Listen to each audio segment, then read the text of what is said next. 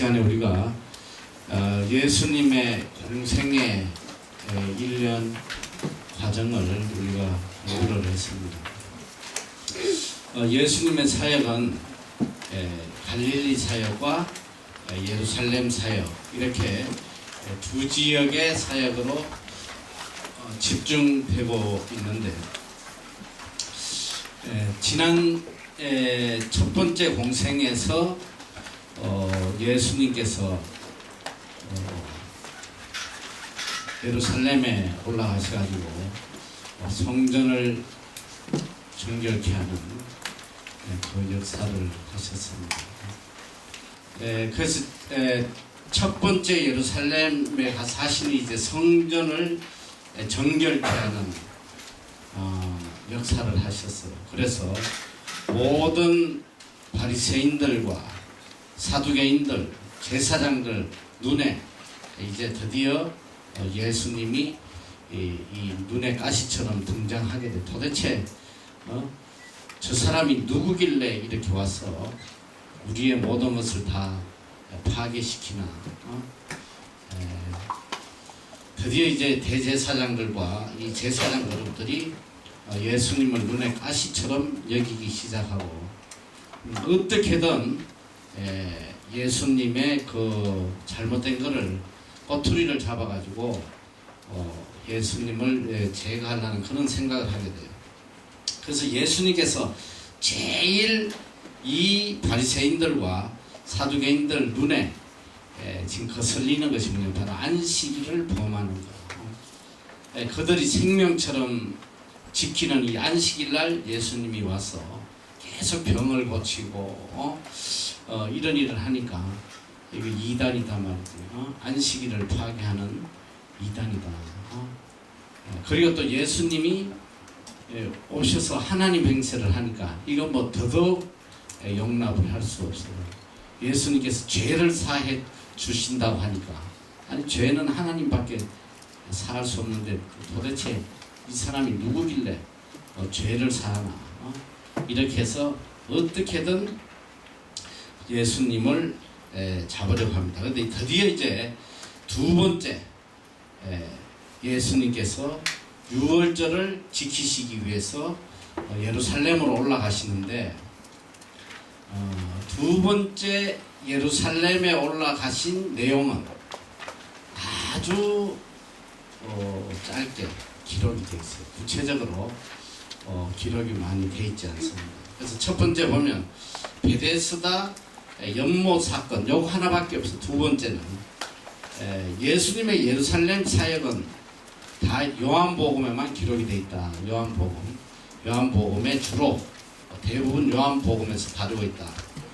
두 번째 유월절에는 예수님께서 38년 된 병자를 고치는 내용이 나와요. 요한복음 5장 1절부터 그 성경 말씀에 보면 유대인의 명절이라는 것은 바로 유월절을 이야기하는 유월절. 자, 유대인의 명절에 예수님께서 예루살렘에 올라가셨는데 예루살렘 양문 곁에 있는 예루살렘 성전에는 문이 여러 가지가 있는데 양의 문이 있어요. 양문 곁에 히브리말 이제 베데스다라는 못이 있다. 거기에 이제 참 희한하게 거기에 1년에 한 번씩 물이 동난단 말이에요. 물이 막 움직이는데 하늘에서 이제 천사가 내려와 가지고 제일 먼저 들어가면 병을 고침을 받는다. 그 어떤 병에 걸렸든지 낫게 된다. 근데 뭐 그때 나았지 않은지 나는 그거는 모르겠는데 어쨌든 뭐 나았으니까 사람들이 기다리지 않겠어. 근데 하나님께서 이제 어떻게 해서 이런 역사를 하시는지 거기에 대해서 나도 몰라요. 그러나 베데스다에 어쨌든 중요한 건 여기서 중요한 건 뭐냐면 많은 병자들이 병을 낫기 위해서 여기에 다 있었다. 병자, 소경, 절뚝발이, 혈기마른 자 모든 사람들이 이제 물이 움직이기를 기다리고 있는데 거기 38년 된 병자가 있다. 아마 중풍병자로 생각이 돼요. 움직이지 못하고 누워있니. 야, 말이 38년이지. 너희 한번 생각해봐. 너희 지금 38세 있어? 응? 응? 38세 없지? 응? 응? 아직도 한 10년 내지 15년을 더 누워있어야 돼. 아기 때부터 너희들. 그러니까 38년을 누워서 병들어 있었던 사람이 있었다. 이게 얼마나 답답하겠어. 이 심정이. 응? 어떻게든 이 사람의 제일 큰 소망은 병 낫는 거예요.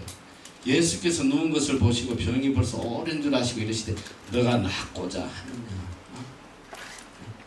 너가 낫고자 하느냐?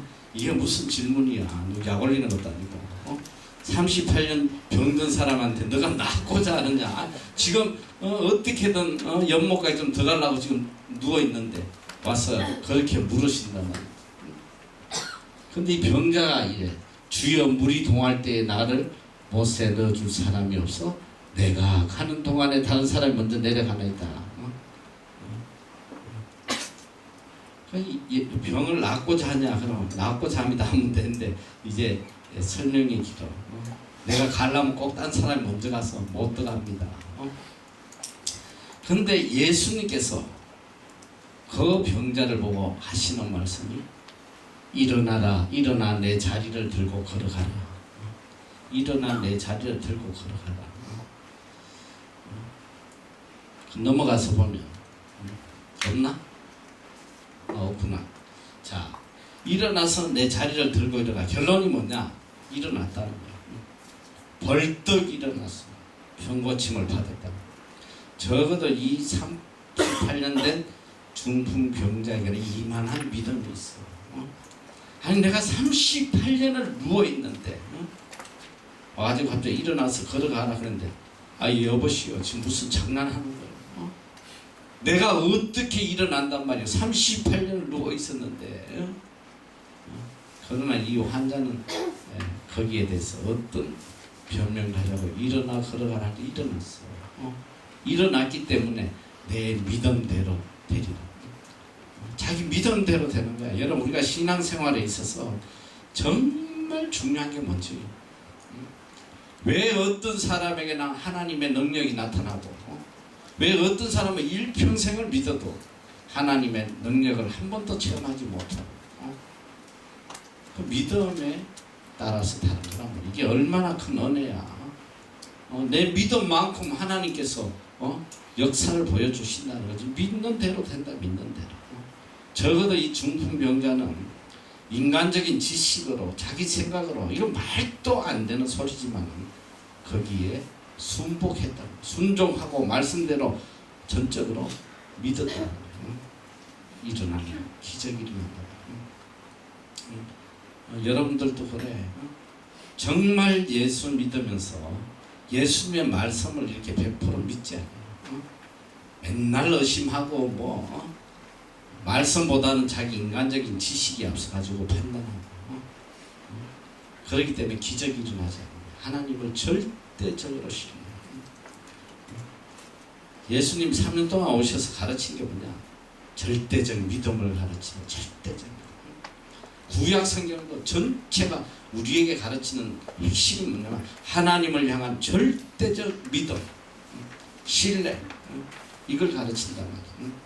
하나님을 절대적으로 신뢰할 때 항상 기적이 일어나요. 기적이. 자 넘어가서 그 6월절에 예루살렘에 올라가신 사역이 딱 하나만 기록되어 있어요. 공생의 2년에는. 그리고 그럼 무슨 일을 하셨냐? 어쨌든 뭐 6월절을 지내러 가셨다가 다시 갈릴리로 오셨어요. 갈릴리 사역이 집중적으로 성경을 기록하고 있는데 아마 중년 무렵 공생의 2년 중년 무렵에 갈릴리로 다시 돌아오셔가지고 사역을 하고 계시는데 첫째로 하신 게 뭐냐면 바로 6월절 이후에 갈릴리에서 제자들을 세우셨다. 풀타임 제자를 정비하셨다.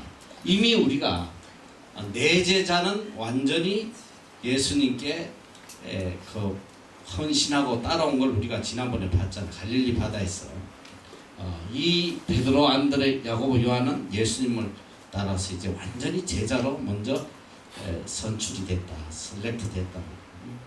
한꺼번에 12제자가 다 뽑힌 게 아니에요.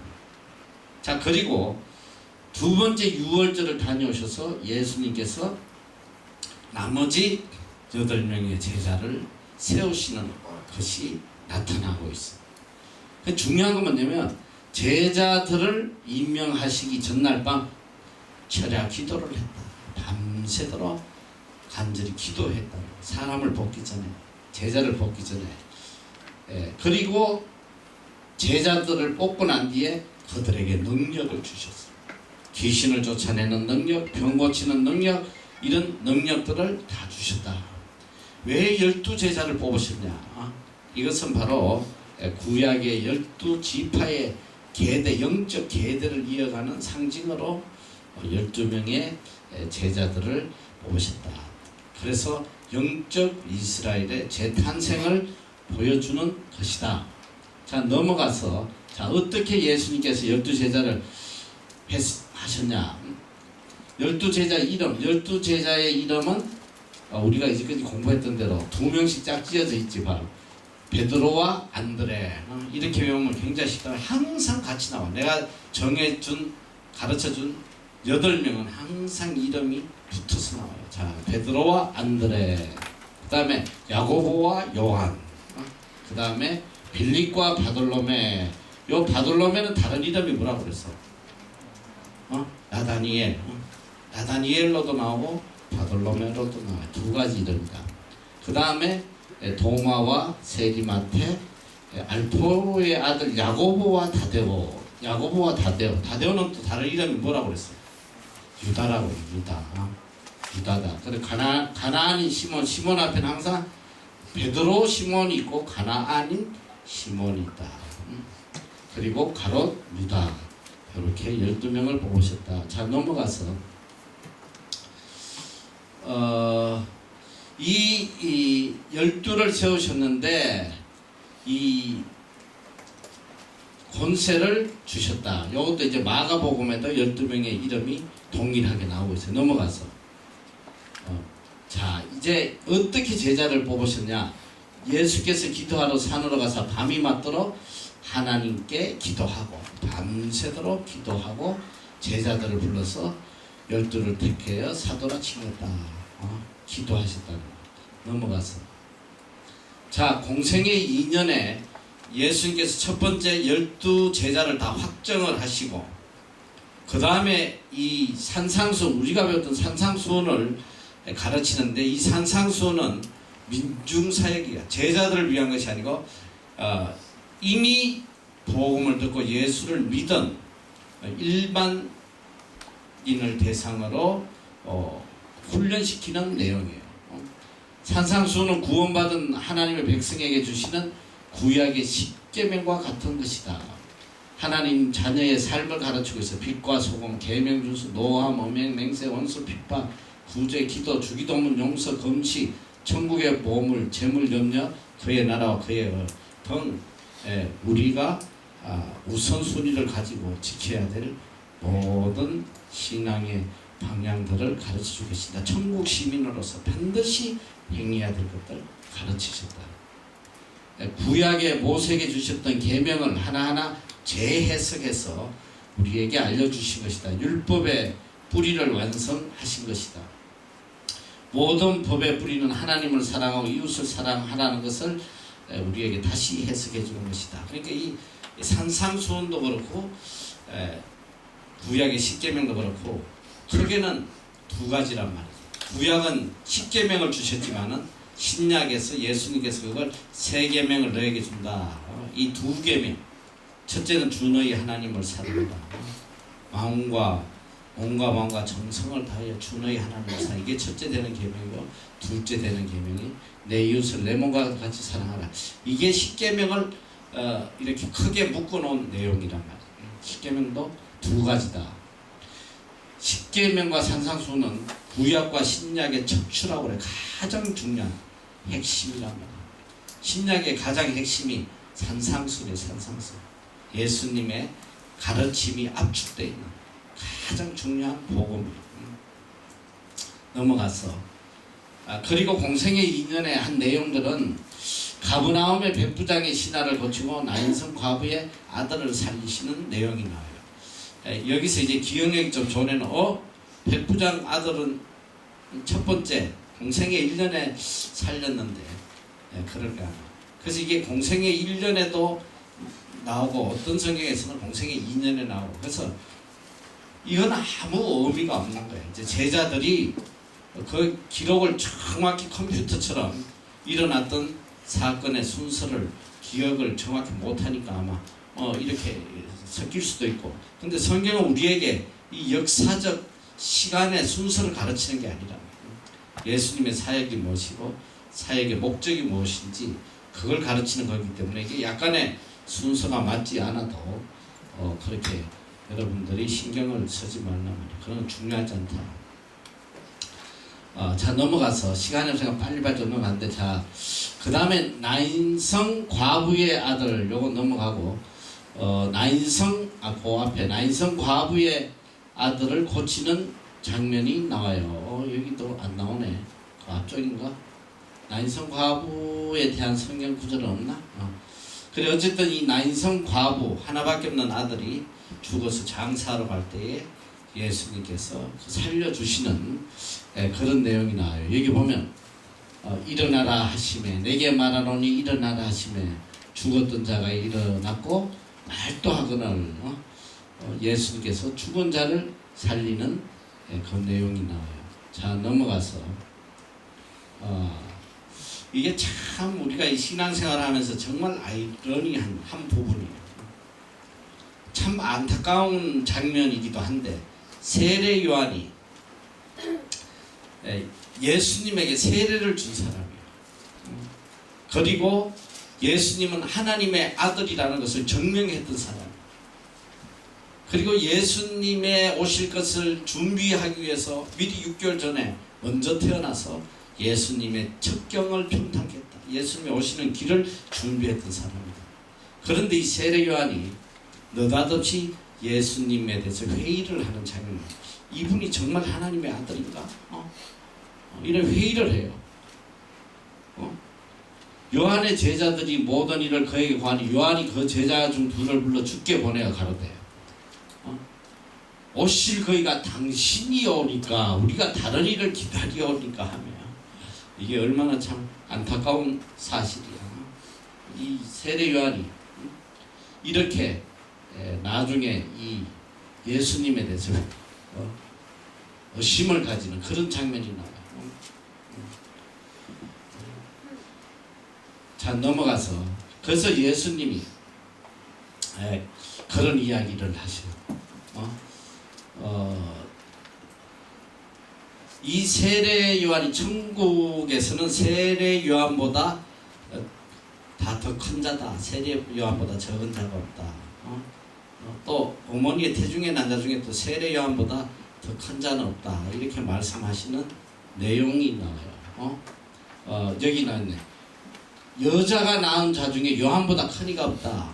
정말 하나님의 은혜로 태어나서 예수님을 예비하기 위해서 얼마나 큰 은혜를 가지고 태어났어. 이만큼 은혜를 가지고 태어난 사람 없는데 하나님의 나라에서는 극히 작은 자라도 요한보다 크다. 왜? 예수님에 대해서 의심을 했단 말이죠.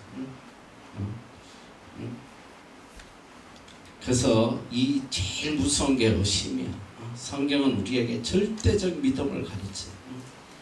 아무리 내가 큰 일을 하고 아무리 많은 업적을 쌓아도 하나님에 대해서 일말의 의심을 가지면 그것은 가장 큰 그 신앙에 가장 마이너스 되는 잘못된 것이란 말이에요. 하나님은 믿음의 크기를 얼마나 하나님을 신뢰하느냐 그걸 가지고 판단을 하신단 말이에요.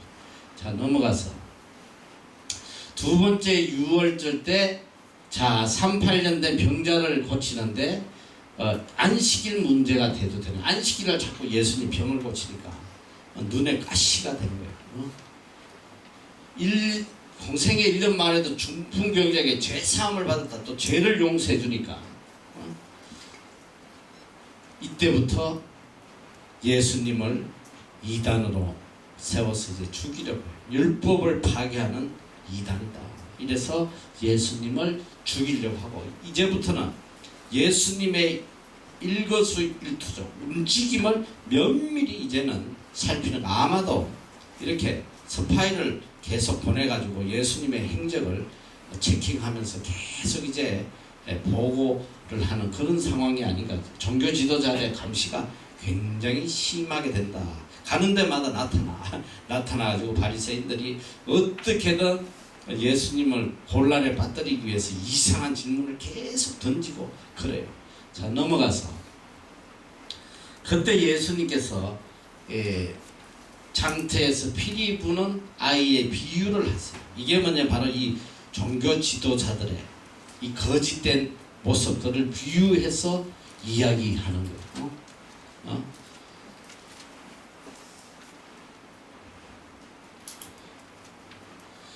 자, 요 내용 여러분 읽어보도록 하고, 이거는 최초로 종교 지도자들, 바리새인들, 사두개인들, 이들을 비유해서 책망하시는 내용이에요. 자, 넘어가서, 자, 예수님께서 오셔가지고 이렇게 복음을 전하면서 제일 먼저 하도록 하신 게 뭐냐면 회개. 회개하라, 천국이 가까웠다. 가시는 말마다 회개라, 천국이 가까웠다. 회개하지 않으면 복음을 받아들일 수도 없고, 회개하지 않으면 믿음이 성장할 수가 없어요.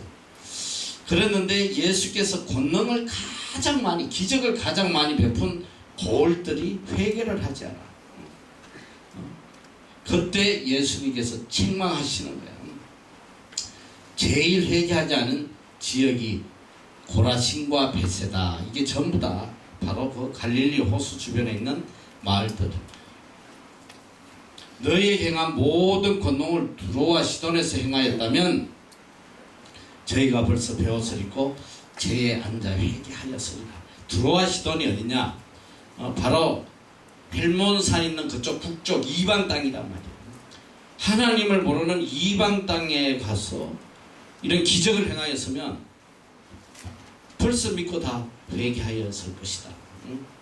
그런데 오히려 평생 예수 믿었다는, 예수는 안 믿었죠. 하나님을 믿었다는 이 이스라엘 민족은 아무리 기적을 베풀어줘도 회개도 안 하고 말씀도 받아들이지 않고 성경에 굉장히 충격적인 장면이 하나 나와요.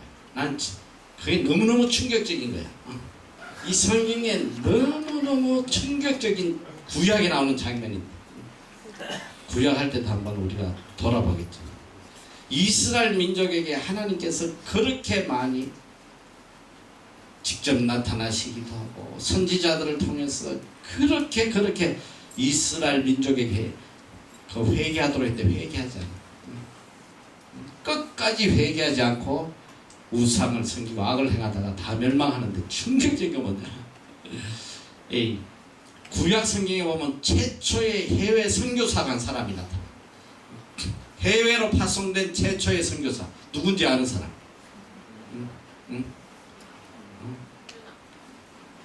그래, 어디서 들었구나. 야, 너 5개월 동안 처음으로 다른 소리 한번 하는 거야. 그러게. 성경에 보면 최초로 이방 땅에 가서 복음을 전한 선교사가 요나예요. 요나는 원래 북쪽 이스라엘의 선지자인데 하나님께서 거기서 복음을 전하게 하시지 않고 어디를 가게 하냐면 바로 아수르의 수도인 니느웨에 가요. 아수르는 누구야? 북쪽 이스라엘을 멸망시킨 나라. 뻑하면 와서 두드려 패고 뺏어가고, 뻑하면, 그러니까 우리나라 민족이 일본인들 하면 이를 갈아서, 지금은 너희들 이를 조금 가는데 우리 부모님 때는 일자만 나오면 막 이를 다 갈아. 상상도 못해. 상상.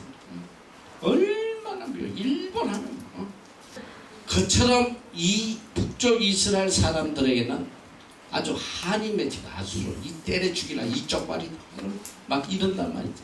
그런데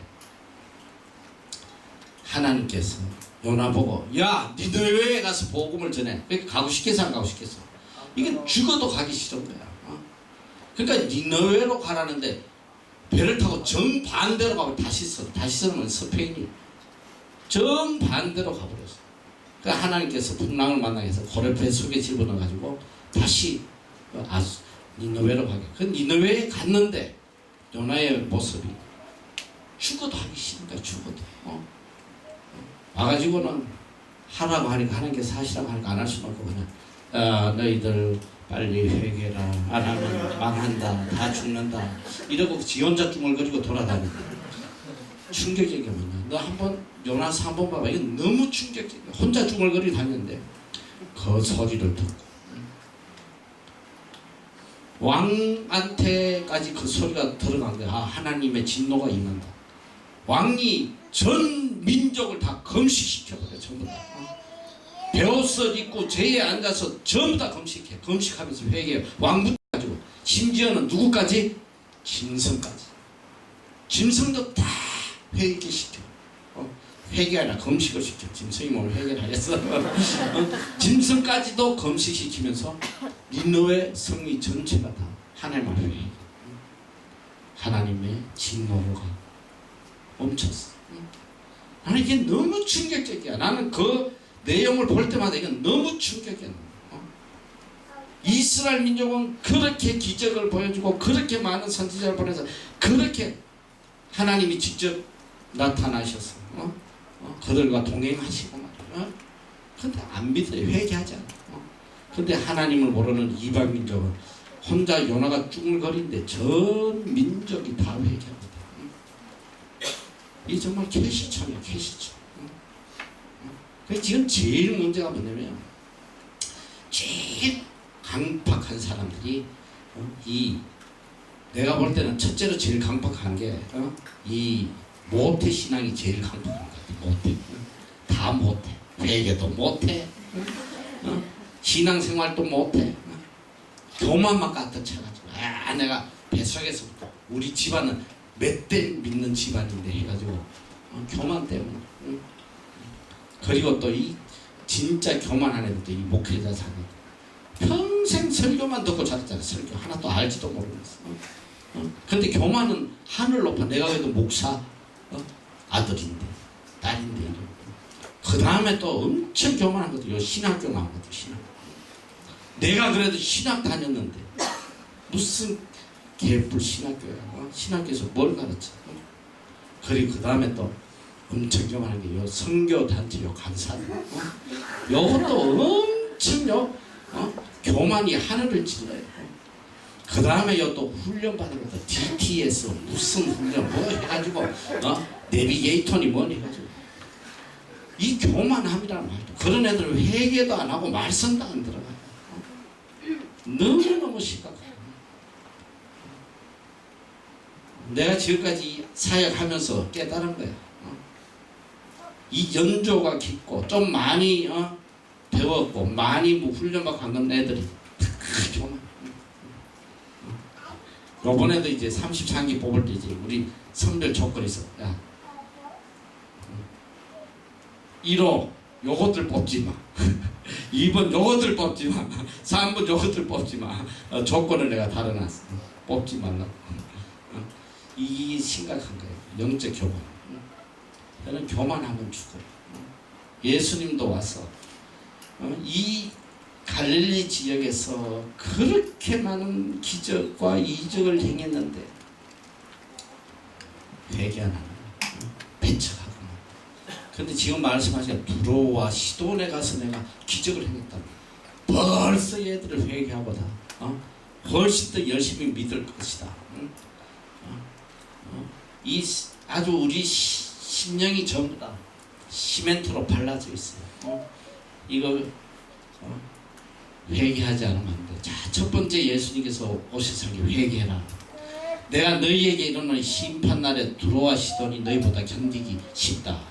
가브나움만 내가 하늘까지 높아지겠느냐 엄부에까지 낮아지래. 이게 뭐냐, 높아져. 얼마나 교만하다. 하나님 자리에서 말이지 교만을 행하는. 이게 왜 그러냐면 평생 배웠거든. 율법 배우면서 평생 그 예배 의식 속에 살아왔거든. 그러니까 막 교만만, 선민 의식이라는 교만만 하늘을 찌를 만큼 높아져 있어. 안 믿어요. 행한 내게서 행한 모든 근홍을 소돔에서 행했던 그 성이 오늘까지 있었겠다. 소돔이 뭐야? 엄난의 대명사냐. 악을 행하다가 불바다가 된 멸망한 나라야. 소돔. 그런데 그 소돔에서 예수님이 이런 기적을 행했으면 아직까지 멸망 안 했을 거라는 거야. 내가 너희에게는 심판날에 소돔 땅이 너보다 더 견디기 쉽다.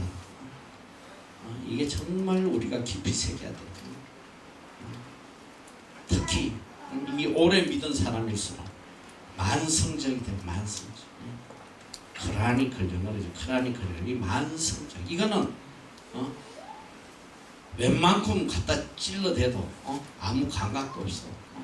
너 병도 오랫동안 앓은 사람은 이 별 그냥 암만 약을 해도 아무런 반응도 없단 말이지. 너무 이 병도 한번 약간 걸렸을 때 먹이면 바로 낫지만 오래된 병들은 낫지 않아요. 이게 우리 영적으로 이렇게 병들어서 오래되면 이렇게 돼버려. 무디어져 버린다. 그때 예수님께서 이제 쭉 지혜롭고 설기 있는 자들에게는 숨기시고 어린아이들에게 나타내심을 감사하다. 어린아이들이 뭐냐? 순수한. 그러니까 이게 지가 지혜롭고 잘났고 너무 아는 게 많은 이런 자들은 회개도 없고 정말 이 문제란 말이죠. 그래서 내가 볼 때 이 누가 제일 복음이 잘 들어갔냐면 이 사실 못 배운 이런 무학자들이 복음이 참 잘 들어.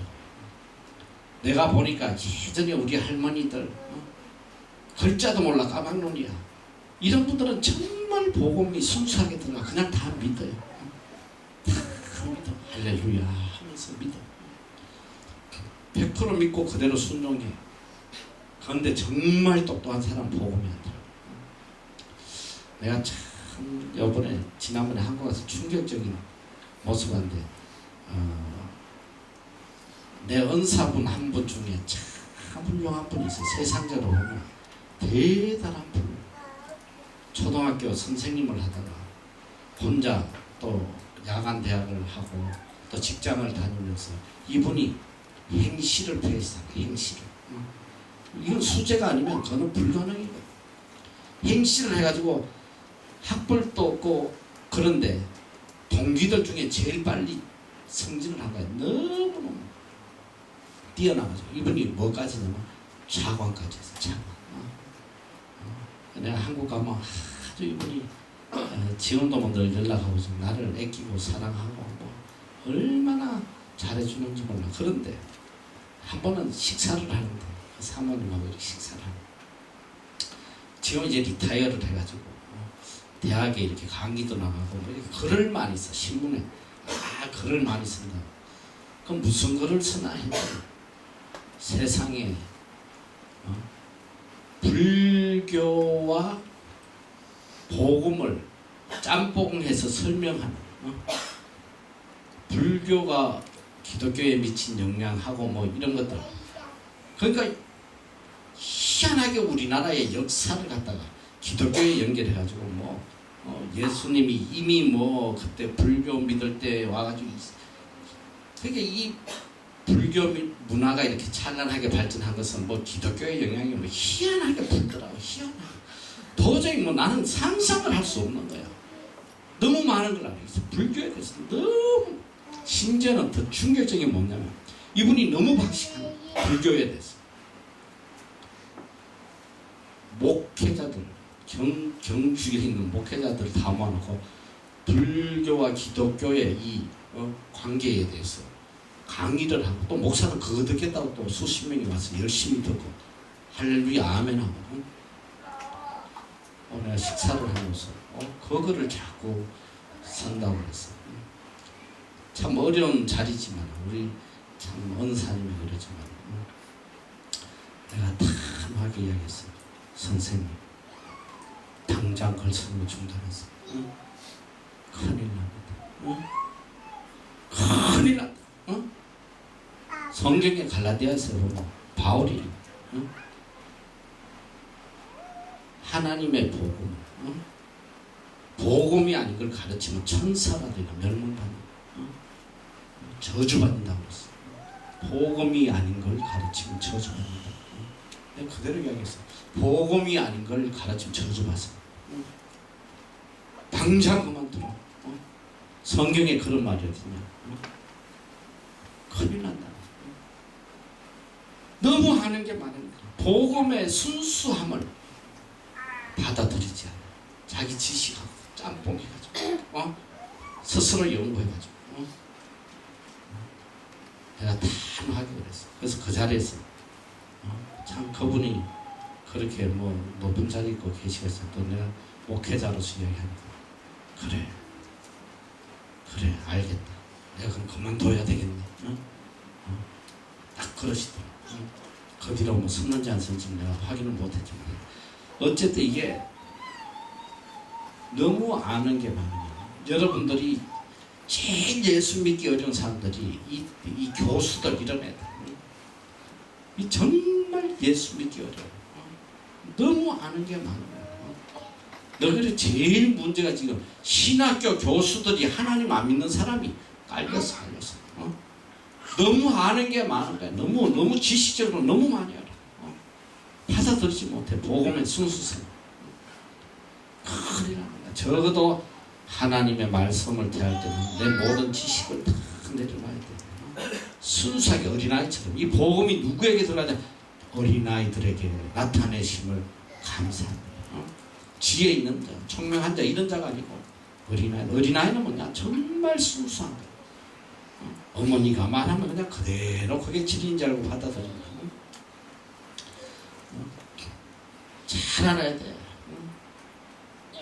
그리고 예수님께서 말씀한 수고하고 무거운 짐진 자들아 다 내게로 오라 내가 너희를 쉬게 하리니 나는 마음이 온유하고 겸손하니 나의 명예를 메고 내게 배라 그리하면 너희 마음이 쉼을 얻으리니 이는 내 멍에는 쉽고 내 짐은 가벼우니라. 자, 왜 수고하고 무거운 짐진 자들 다 내게 오라. 희한하게 이 말씀을 하기 직전에 무슨 말씀을 하시냐면 바로 이거야. 하나님의 이 복음을 누구에게 나타내시냐? 어린아이들에게.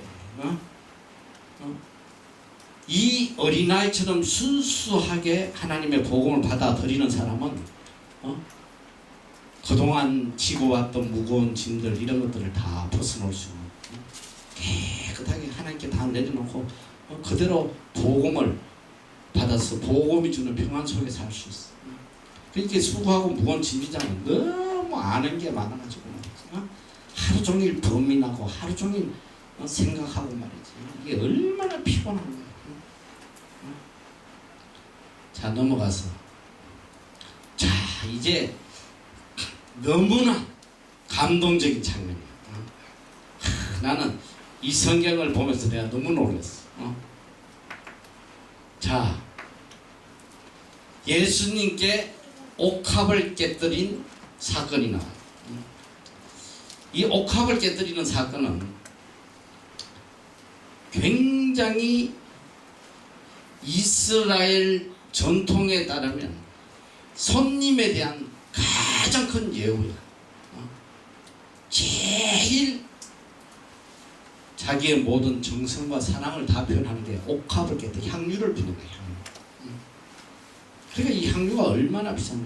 300데나리온 뭐 이렇게 나오잖아. 그걸 팔아서 가난한 자에게 줬으면 얼마나 좋겠나. 이 가론유다가 헛소리하는 장면이 나오는데 여기 중요한 건 뭐냐면 자, 이 중요한 내용은 뭐냐면 죄인인 한 여자가 왔다는 거야. 죄인인 한 여자.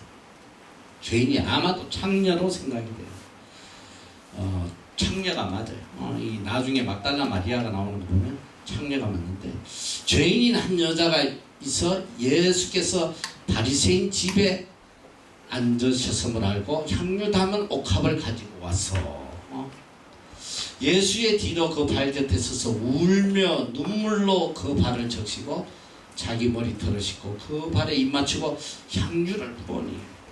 그리고 이 유대인의 결례에 의하면 제일 중요한 게 손님이 올 때 발을 씻어주는 거예요. 근데 발을 대야에다가 물을 담아서 발을 씻어주는 게 가장 큰 예인데, 지금 이 여인은 물로 발을 씻어주는 게 아니라 눈물로 발을 씻어요. 눈물로 발을 씻고 머리털로 발을 씻는 그 장면이야. 그리고 그 발에 입을 맞추고 향유를 부었다.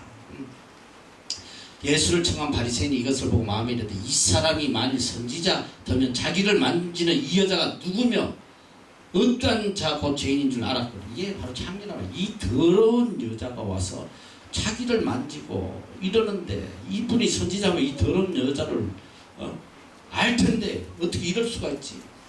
예수께서 대답하여 가르치되 시몬아, 내가 내게 이를 말이 있다 하시니 저가 갈 때 말씀하셔서 넘어가서 보면 가르치되 빚주는 사람에게 빚진 자가 둘이 있다. 하나는 500데나리오, 하나는 50데나리오인데 갚을 것이 없으므로 다 탕감해줬다. 누가 저를 더 사랑하겠느냐? 시몬이 많이 탕감받은 사람입니다. 그래, 네 말이 맞다. 여자를 돌아보시며 시몬에게 이르시되 이 여자를 보느냐? 내가 너의 집에 들어올 때 너는 내게 발 씻을 물도 안 줬는데 이 여자는 눈물을 적시고 그 머리털로 씻으니 너는 내게 입 맞추지 아니하였으되 저는 내가 들어올 때로부터 내 발에 입 맞추기를 거치지 아니하였으며 너는 내 머리에 감람유도, 제일 값싼 감람유도 안 본데 이 여인은 향유를 내 발에 부었다. 저의 많은 죄가 사하여졌도다. 여기서도 죄 사함을 말씀하시오. 이는 저의 사랑함이 많습니다. 사함을 받을 일이 적은 자는 적게 사랑한다. 이에 여자가 이르시되 내 제사 얻었느니라. 함께 앉은 자들 야 누구길래 죄를 사나. 또 이렇게 이제 바리새인들하고 또 이제 하는 거. 예수께서 여자에게 이르시되 내 믿음이 너를 구원하여서는 평안히 가라 하시니 믿음으로 구원을 얻었어. 자, 근데 여기서 정말 중요한 내용이에요. 성경에 이 향유를 붓는 사건이 몇 번 나오는지 아는 사람. 솔직히 이야기해봐. 솔직히 너희들이 몇 번으로 알고 있어? 나도 오랫동안 그렇게 알고 있었어. 향유를 붓는 사건. 너희 지금 한 사건으로 알고 있지? 그래 안 그래? 아예 이런 사건이 있는지도 몰라서 왜 이 놀란 표정들이야? 해가지고 그런 사건도 있었나? 이게 얼마나 유명한 사건이야. 자, 근데 충격이야. 내가 성경을 보면서 이 사건이 성경에 3번 나와요. 다른 사건으로 3번 나와요. 자, 첫 번째 시몬 바리새인 집에서 나타낸 거예요. 두 번째는 베다니에서 문둥병자 시몬의 집에서. 셋째는 누구냐? 바로 나사로의 집에서. 막달라 마리아가 예수님의 장례를 준비해서 붙는 3번의 사건이야. 똑같은 사건. 여기 혹시 성경에 있나? 내가 예전에 한번 잘본 것 같은데 갖고 있나? 거기 3번에 걸쳐서 나오는 거. 하면서 요거 하나밖에 안 나와? 자, 그러면 다음에 이것 좀 혹시 거기 잊지 말고 그 밑에다가 요걸 좀 꼭 좀 쳐서 좀 저장을 해놔. 내가 이야기 해줄 테니까.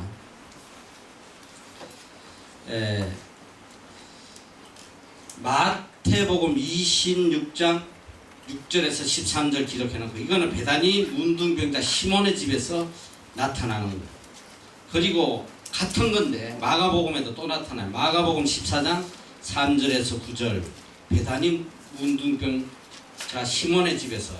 자, 두 번째 나사로의 집에서 일어나는 요한복음 12장 1절에서 8절 나사로의 집에서 마리아가 향유를 준비하는 해서 붙는 3번의 사건이 나타나고 있다. 요걸 그 밑에 꼭 추가 좀 해서 저장 좀 해서 3번의 똑같은 사건이 나타나. 그런데 아무리 성경이 제자들이 오류를 했다고 해도 이렇게까지 오류하지는 않아. 분명히 장소도 다르고 집이 다르고 그리고 향유를 부은 사람도 다르고. 첫째는 지금 나오는 이 바리새인 집이야. 바리새인 시몬의 집이야. 둘째는 베다니의 문둥병자인 시몬의 집이야. 셋째는 바로 나사로의 집에서, 죽은 나사로의 집에서 마리아가 예수님께 향유를 부는 장면입니다. 이게 뭘까? 어떤 사람은 신학자 중에 그 뭐 한 사건을 뭐 오류로 그렇게 기록한 걸지도 모른다 이런데, 난 절대 그렇게 생각하지 않아요. 너무나 달라. 상황이 다 달라요. 특별히 이 마리아의 집에서 향유를 부는 예수님의 장사를 준비해서 뿌린 향유라고 이렇게 생각해요. 바로 십자가에 달리기 직전이십니다. 자, 그러면 이건 무엇을 의미하느냐? 뭐 내가 지금 말하는 게 꼭 진리라고 이야기할 수는 없지만 내 개인적으로 내가 느낀 내용들이요. 지금 이 세 명의 여자는 첫째, 더러운 여자라, 죄인이다. 이 여자들이 어떤 부류의 여자냐면 마리아를 보면 막달라 마리아가 창녀 출신이다. 내 개인적인 생각은 이랬던 것 같아.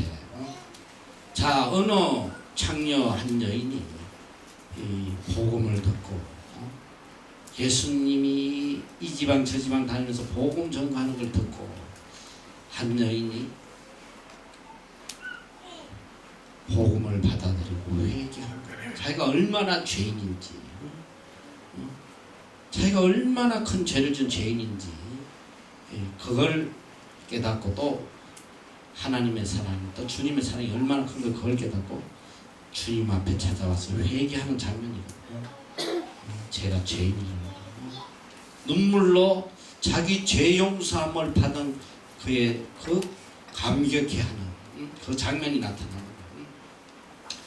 거예요. 그런데 사실 그 당시에 이 창녀라고 하면 뭐 지금도 마찬가지로 인간 취급을 못 받는 거예요. 손가락질 받고 그 속에 받은 상처와 그 멸시, 그 자존감 도 없이 얼마나 비참하게 살아왔겠어. 그러나 예수님을 만나고 예수님이 그들을 정말 형제 자매로, 사랑하는 자매로 그들을 받아주고 사랑해주고 그 사랑에 감동해서 와서 주님 앞에 회개하는 그런 장면이거든.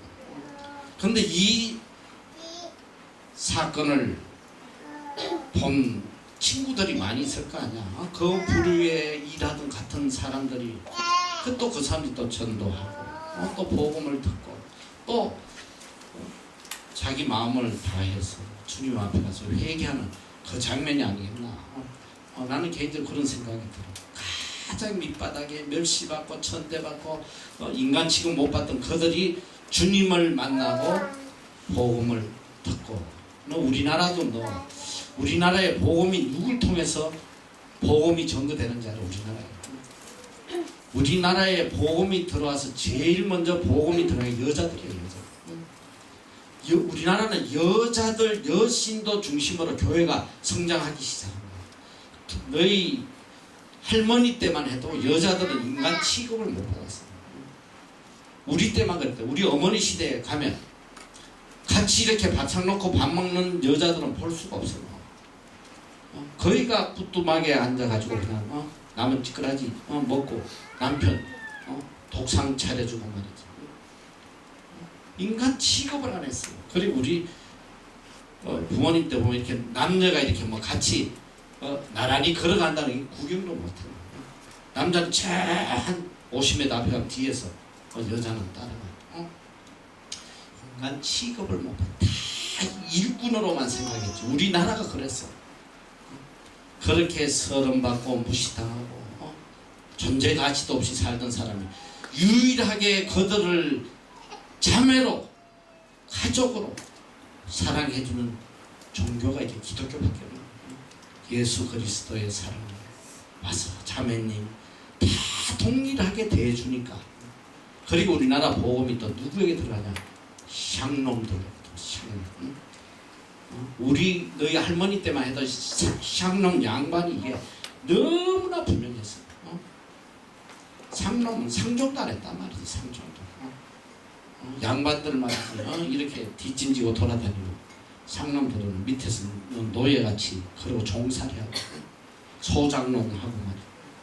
인간 취급도 안 했어. 그래서 예전에는 너희는 지금 얼마나 축복의 시대에 살고 있는지, 너희는 지금 마음에 들면 웬만하면 다 결혼할 수 있잖아. 예전에는 이 신분 때문에 아무리 사랑해도 같은 레벨이 아니면 절대 결혼 못해요.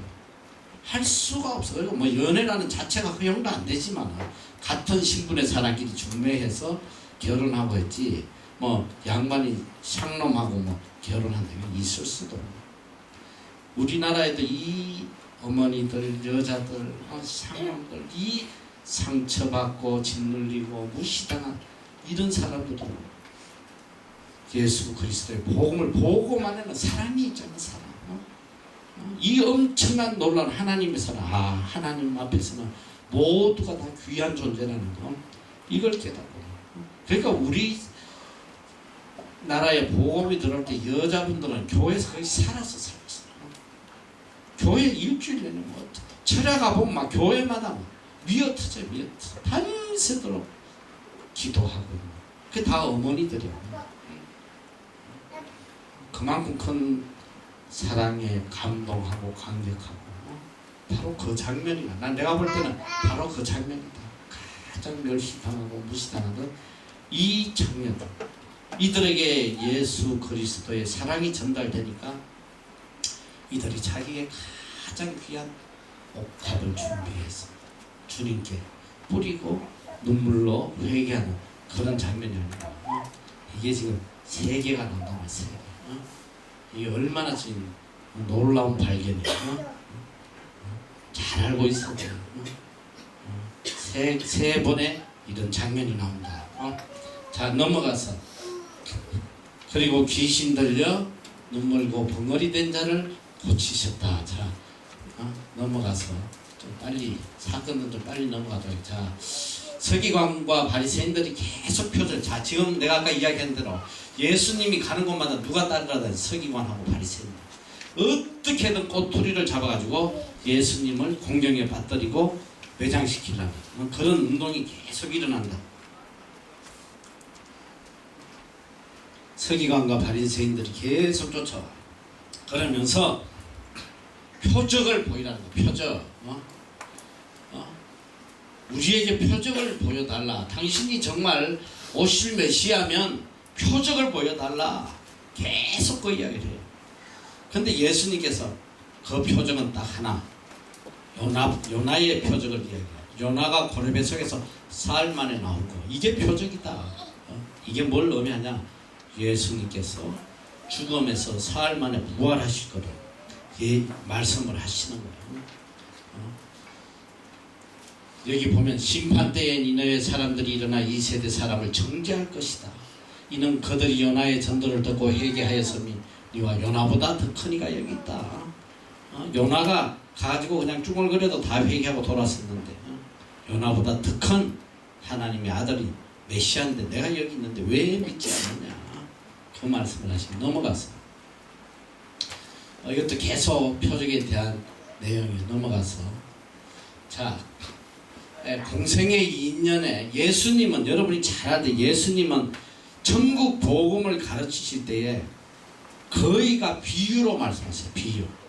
아주 이 비유에 대한 예수님을 따라갈 사람이 없어요. 우리가 쉽게 이해하도록 삶을 통해서 비유로 알려주셔. 복음은 이런 것이다. 이런 걸 알려줘. 그래서 많은 비유를 말씀하죠. 마태복음 13장, 누가복음, 마가복음에서 씨 뿌리는 비유, 겨자씨 비유, 어리석은 부자의 비유, 악한 종의 비유, 추수 비유, 계속 이렇게 비유로 알아듣기 쉽도록 가르치셨다. 자, 넘어가서, 이게 이제 씨 뿌리는 비유야. 이게 말씀을 받았을 때에 어떤 역사가 나느냐. 그 좋은 땅에 떨어진 씨앗은 100배, 1000배 이렇게 결실을 맺는데, 여기 보니까 이게 길가에 떨어져서 새들이 먹어버려. 거기 얕은 돌밭에 떨어지니까 해가 난데 다 타서 죽어버려. 가시떨기 위에 떨어진 건 가시가 찔러가지고 다 죽어버려. 들으면 좋은 땅에 떨어지면 혹 100배, 60배, 30배 결실을 맺는다. 똑같은 말씀을 받아도 이게 정말 놀랍잖아. 똑같은 말씀을 받아도 다 죽어버린 사람이 있고 60배, 100배 결실을 맺는 사람이 있어. 삶이 바뀌니 이게 정말 놀라운 거야. 그러니까 우리 마음밭을 먼저 좋은 땅으로 만들어라 이 소리야. 주님이 말씀을 받을 수 있도록 마음을 정결하게 하고 순수하게 만들어서 복음이 들어와야 된대. 너무 많은 생각 넘어가면 이제 거기에 대한 설명이 나와요. 너무 이게 생각하는 게 많아가지고 이게 말씀이 안 들어가는 거야. 이 보아도 보지 못하 들어도 듣지 못하며 깨닫지도 못한다. 자 넘어가서 여기 보면 나와 있어. 자 이거 봐.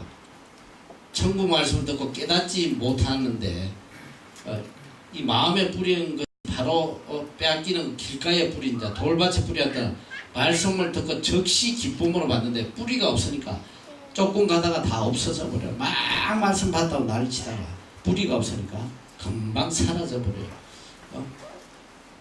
잠깐 자, 이 가시떨기에 뿌렸던 건 뭐냐? 세상의 염려와 재리의 유혹의 말씀을 막 이건 또 다른 말은 뭐냐? 너무 생각이 많아. 생각이 복잡해. 그러니까 말씀이 뿌리를 못 내려요. 순수해야 되나? 순수해. 그래야지 말씀이 들어. 자, 넘어갔어요. 자, 거기 말씀에 대한 비유가 넘어가서 겨자씨 비유인데, 자, 이것도 넘어가고 넘어가서 자 여기 빼기봐. 감추인 보배. 천국은 마치 밭에 감추인 보배와 같다. 사람이 이를 발견한 숨겨두고 기뻐하여 돌아가서 자기의 소유를 다 팔아 그 밭을 샀느니라. 이게 뭐냐면 바로 그거야. 우리가 진짜 천국 복음을 깨닫고 우리가 세상에 살아가는데 이제까지는 내가 세상에 출세하고 좋은 직장 가지고 높은 데 올라가고 이게 최고인 줄 알았는데 어느 날 복음을 듣고 천국 복음을 깨닫고 야, 이 천국 복음보다 더 귀한 게 없구나. 그걸 깨닫는 사람은 자기가 그동안 귀하게 여겼던 이 모든 걸 다 쳐버렸어. 오직 천국 복음을 위해서 다 쓴다는 거야. 가치관이 바뀌었다는 거야. 가치관.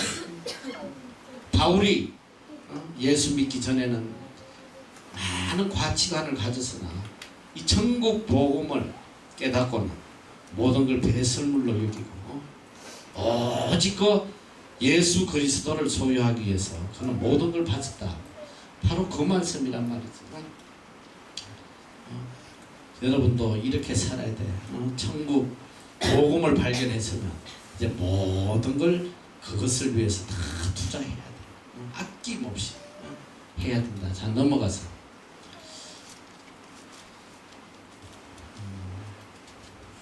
이 예수님이 지난번에 봤듯이 고향에 갔더니 계속 이렇게 배척을 받았다. 그러네. 넘어가서 이 천국 비유, 이 세상의 어리석은 인간들의 비유야. 그런데 이 예수님의 비유는 정말 멋지고 이해하기가 너무 쉽고 너무 재밌는 비유들이 감동이. 이 대표적인 게 한 부자가 밭에 소출이 풍성하면 그냥 곡식이 풍년이 들어가지고 막 너무너무 수확이 많으니까 신중에 생각하여 내가 곡식을 사둘 것이 없으니 어찌할꼬. 내가 이렇게 할지 내 곡간을 더 크게 짓고 내 모든 곡식과 물건을 거기 사두리라. 또 내게 영혼에 이르되 영혼아 여러 해 쓸 물건을 많이 사두었으니 쉬고 먹고 마시고 즐거워하자 하되 하나님은 이러시되 어리석은 자여 오늘 밤에 내 영혼을 찾으리니 내 영혼이 누구 것이 되느냐. 이 얼마나 엄청난 예화예요. 이 짧은 예화 속에 모든 게 다 들어있어. 인생의 모든. 암만 세상에 그 이뤄놓으면 뭐하냐 이 소리야. 하나님께 손을 야 가자 이러면 가야 돼. 이 얼마나 어리석은 삶이냐 이 소리야. 그러니까 이 땅에 뭘 쌓으려고 하지 마.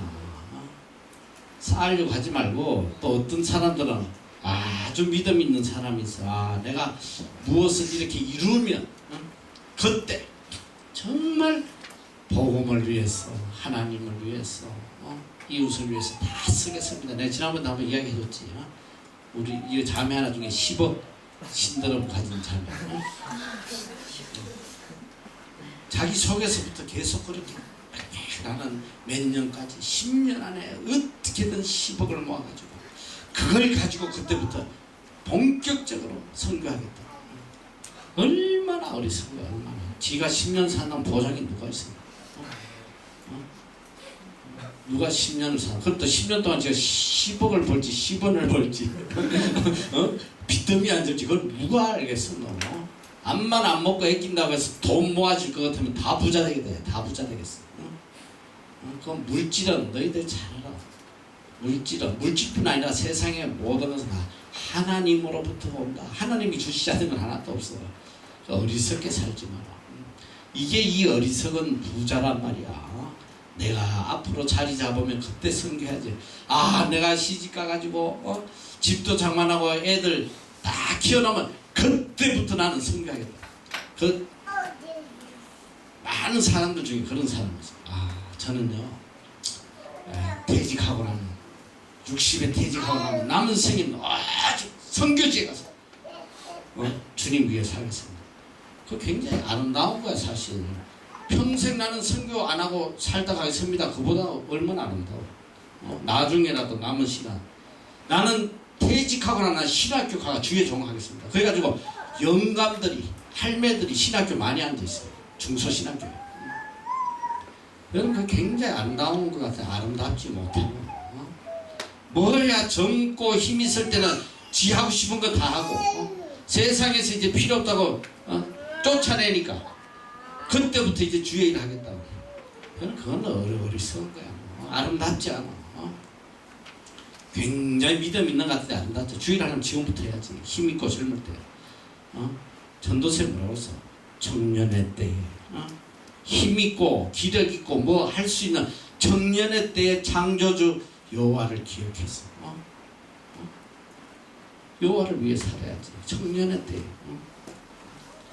하려면 바로 해야 된단 말이야. 힘 있고 능력 있고 할 때 주를 위해 살아야 돼.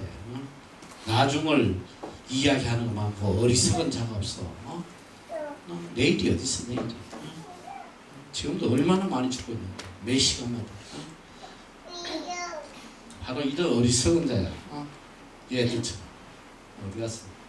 이 부자 얘처럼 어리석게 살지 말란 말이야. 알았어? 얼마나 간결하면서도 강한 메시지냐.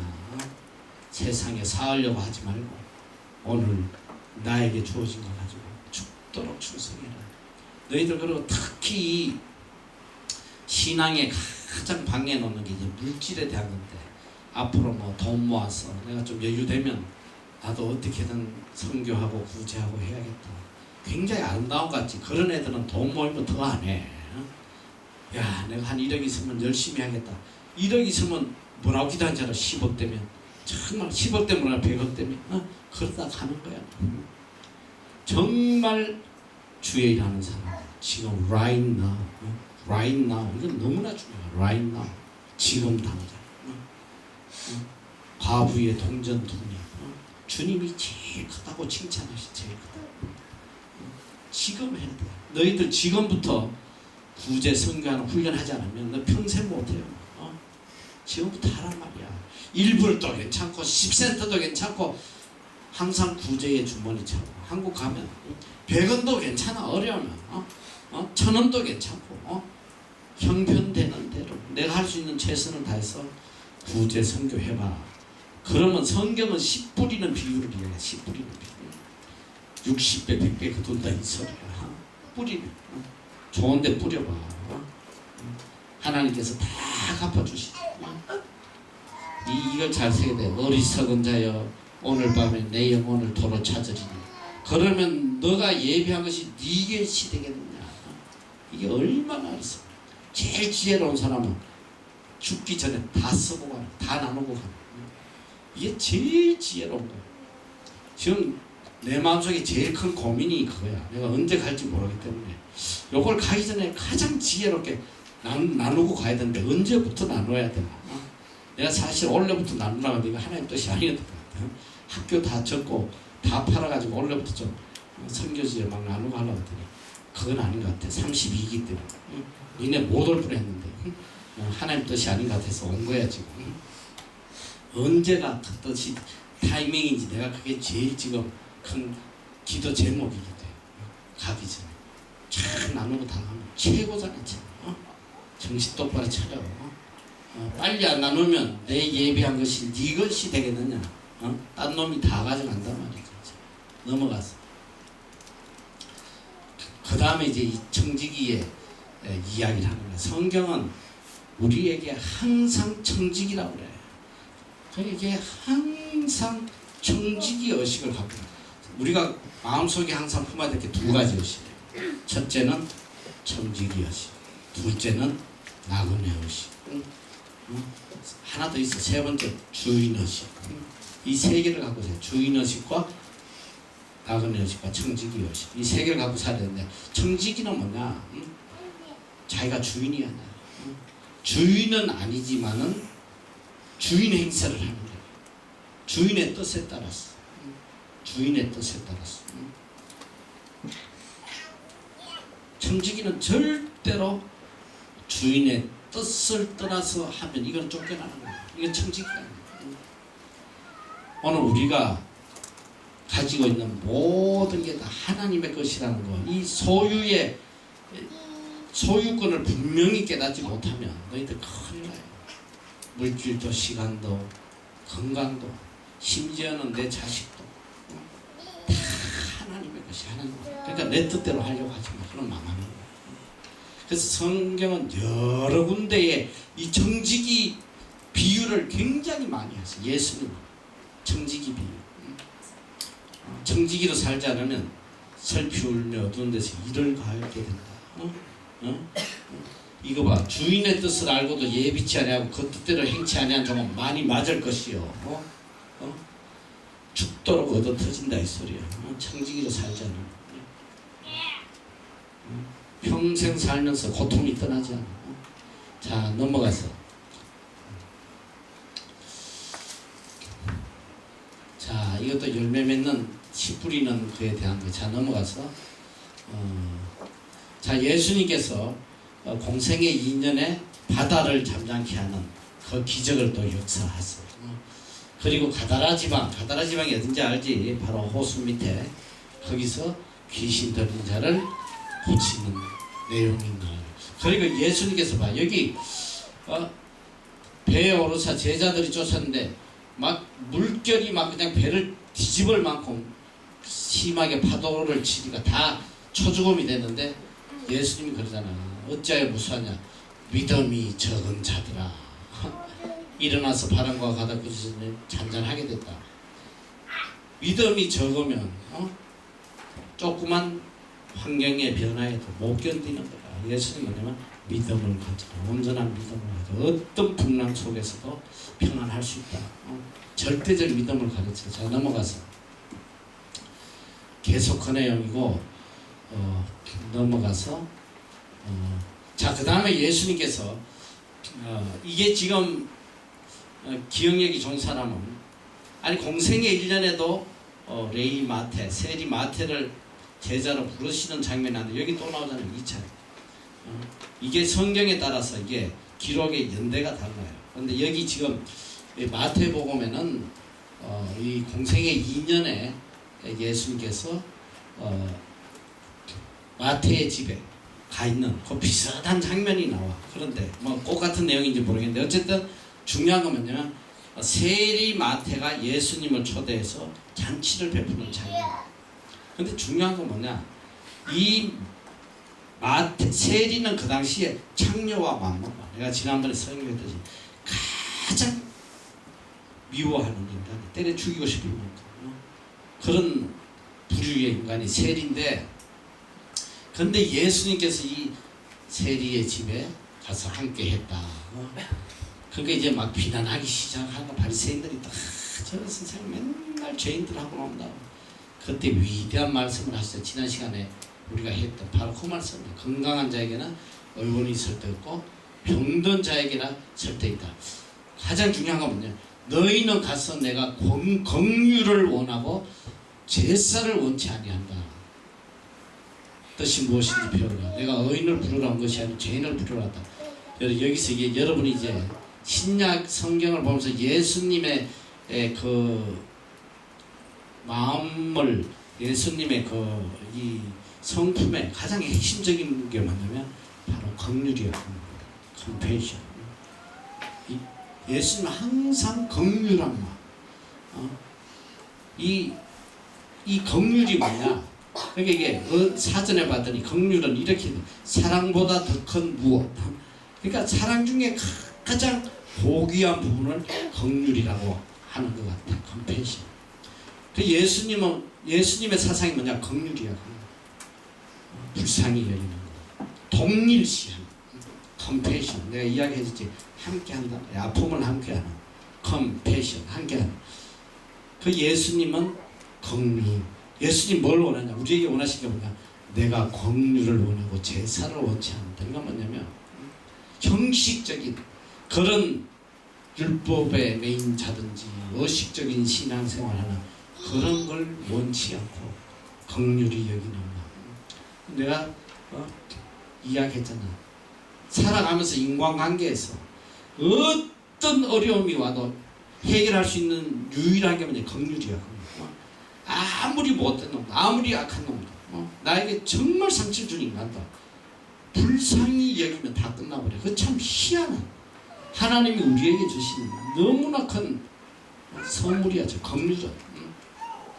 지난번에 내가 이야기했듯이 에베소서 4장 32절에 서로 불쌍히 여기고 서로 불쌍히 여기고 영어로는 be kind and compassionate. 그 compassion이 들어요. to one another. 서로 불쌍히 여기고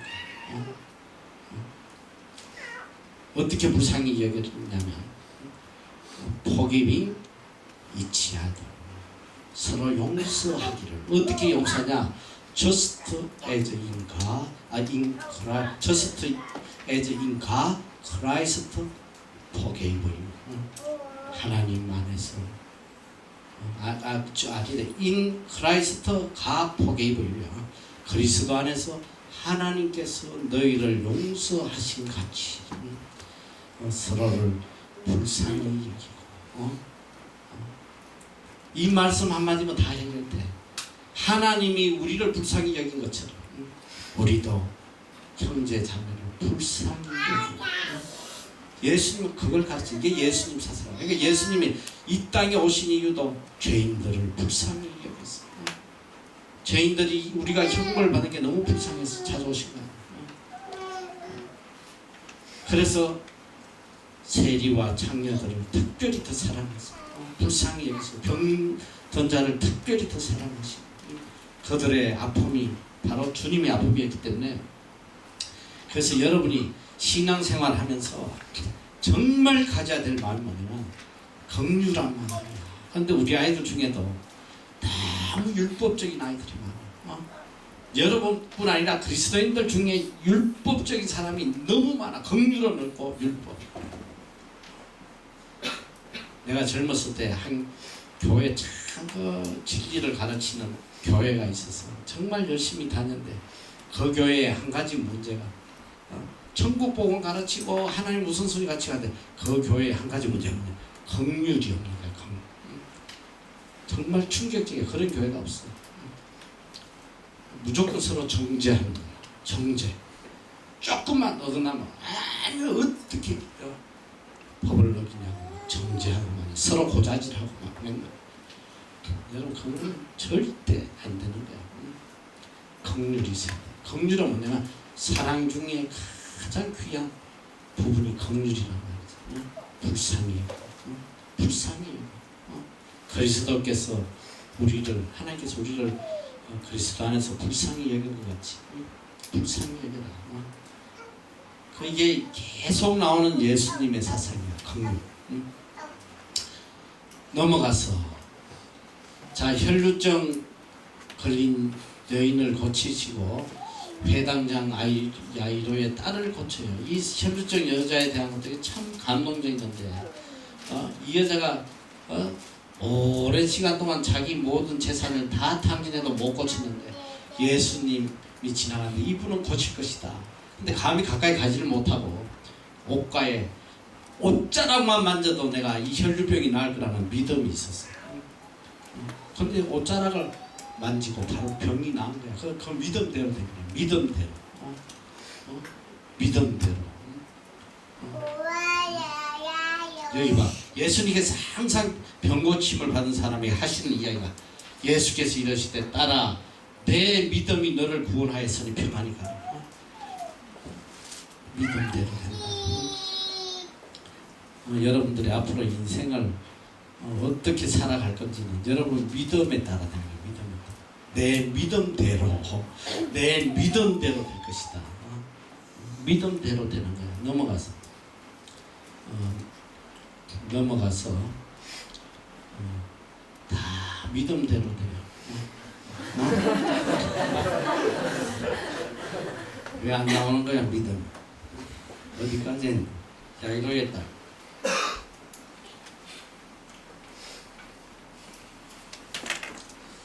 끝났네. 자 공생의 2년 끝나 공생의 3년 예수님이 2년 동안 하신 거예요. 공생의 2년에 예수님께서 하신 것이다. 공생의 3년 때는 예수님이 예루살렘을 가시죠. 유월절을 가시죠.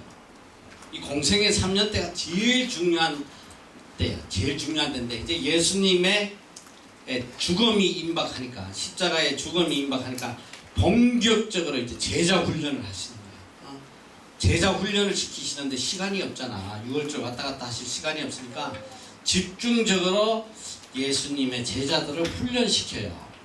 주로 이 갈릴리 윗지방에서 한단 말이에요. 들어와시던 아까 이야기했듯이 바로 헬몬산 있는 북쪽 땅에서 하시고 그 다음 이 가이사라 빌립보도 북쪽이에요. 그리고 변화산이 헬몬산이란 말이야. 머무르면서 1년 뒤 일어날 십자가 사건을 앞에 두고 본격적으로 제자 훈련을 시키신다. 이제 1년 뒤면 예수님이 십자가에 돌아가시니까 1년 훈련 시키기도 시간이 촉박하잖아. 너희들 6개월 동안 여기 훈련해도 별 변화도 없잖아. 그 1년 해야 된단 말이에요. 1년 집중적으로 해야 되는데 했는데 다 도망갔어. 이게 문제야. 자 봐. 그러니까 이제 공생의 3년은 집중적으로 제자 훈련하셨다. 일단 그걸 머리에 딱 십자가 사건을 앞에 두고 그 가버나움에 내려왔다가 이제 제자 훈련을 마치시고 북쪽이니까 가버나움으로 내려오셔 가지고 사마리아를 지나서 예루살렘으로 가셔가지고 십자가에 달려 돌아가시는데 자 공생의 3년에 이제 보자. 넘어가서 자 예수님께서 이제 제자 훈련을 마치시고 사마리아로 해서 이제 예루살렘으로 가시는데 좀 일찍 가시죠. 6개월 전에. 6개월 전에 초막절을 보내시는 거예요. 10월 달에 있는 추수감사절. 초막절. 지금은 추수가 안 되는데 그때 초막절이라고 그래요. 장막절이라고 그래요. 갈릴리를 떠나 예루살렘에 가셔서 수전절을 지키시게 돼요. 6월절은 안 지키시고 수전절을 지켰는데 수전절 내가 이야기했지. 예루살렘 성전을 수리했던 기념으로 지키는 절기다. 그래서 6개월 뒤에 6월절에 잡혀서 예수님이 십자가에 돌아가서 6월절 4월달이니까 자 10월경에 내려오셔가지고 6월절에 돌아가시는데 그럼 이 6개월 동안 뭐 했냐? 6개월 동안 예수님께서 3년은 예루살렘에 머무시고 3년은 동쪽 베레아 지역에 머무시오. 자 우리가 여기 갈릴리, 사마리아, 유다 이렇게 나눴다고 그랬잖아. 근데 바로 이쪽 지역에 이 요단강이 이렇게 흘러가는데 이쪽 요단강 동편 지역이 이 베레아 지역이에요. 베레아 지역인데 이방 땅인데요. 바로 이 요단강 동편 지역은 바로 세례 요한이 사역했던 지역이기도 해요. 근데 예수님께서 이 가버나움 갈릴리 지역에서 6개월 전에 이 예루살렘을 향해 내려가시면서 이 베레아 지역에 70명의 제자를 보내. 70명의 제자 전도대를 먼저 보내. 특별히 이 지역에 아마도 세례 요한이 이 개척하고 했던 지역에 세례 요한이 그때는 이미 목 잘려서 죽고 난 뒤에 이 지역에 아마 세례 요한이 사라지고 많은 그 영적 그런 힘든 상황이 아니었나 싶어. 그래서 70명의 전도대를 먼저 이 베레아 지역에 보내가지고 예수님이 내려와서 이 베레아 지역에서 3개월을 머무시고 그리고 전도 보고를 받고 그들이 어떤 일을 했는지 받고 또 여기서 직접 많은 천국 복음을 전하시고 바로 이제 십자가에 달리러 가신다. 자, 여기 보면서 6개월 머무는 동안 요단강 동편 이방인의 땅 베레아 지방에 3개월을 머무시고 갈릴리를 떠나실 즈음에 70인 전도자를 베레아 지역에 파송하시고 이 전도 다닐 때 예수님께 보고를 했다. 자, 넘어가서 이게 6월절이가 다 했던 거니까 넘어가고 넘어가서 계속 넘어가고 자, 3년 초엽에 예수님이 그러니까 공생의 3년 때 이제 하셨던 사역들이 어떤 거냐면 바로 오병이어 역사가 이때 일어났다. 오병이어 물고기 2마리와 이게 물고기 오병이어 물고기 2마리 나왔는데 이게 떡이 먼저 나와야 돼. 오병하면 떡 5개 나와요. 병은 떡병자야. 떡 5개와 오병이어 2마리 고기 어느 고기잖아. 오병이어 떡 5개와 물고기 2마리로 5,000명을 먹였던 그런 역사를 했다. 요한복음 6장 이후 15장까지 6개월간 일어난 사건을 기록하고 있다. 대부분 예루살렘 지역에서 일어나는 사건들은 요한복음이 다루고 있다. 자, 오병이어를 행하셨다. 자, 넘어가서 떡 5개로 먹고 남은 조각이 12바구니였다. 자, 넘어가서 이 바다 위를 걸으시는 장면이 나와요. 바다 위를 걸으시는. 내가 어제 희한한 걸 봤는데 우연히 미국에 말이지. 나 이게 이해를 못해. 이 마술가들. 마술은 일단 사람 눈을 속이는 거잖아. 그런데 물 위로 걸어가는 수영장으로 막 걸어가는 이 마술사.